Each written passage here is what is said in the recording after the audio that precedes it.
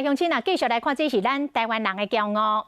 美国太空总署 NASA 20号来发布着影片，讲因的探测车毅力号成功来登陆着火星。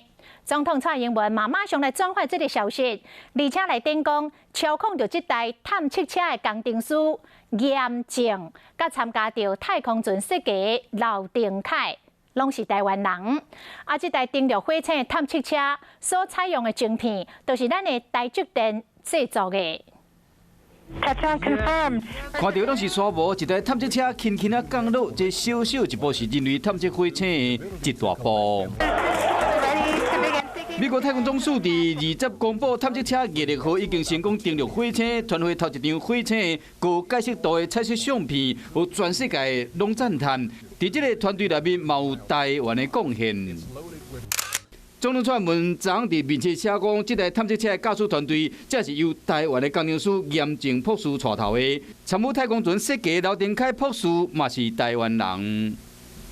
最主要做的呢，就是做在我们。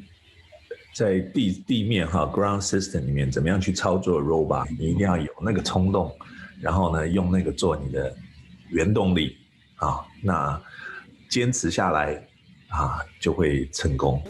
除了两位工程师以外，毅力号所使用的晶片供应商是大厂赛灵思，因这是护国生产台积电的客户，为晶片到驾驶。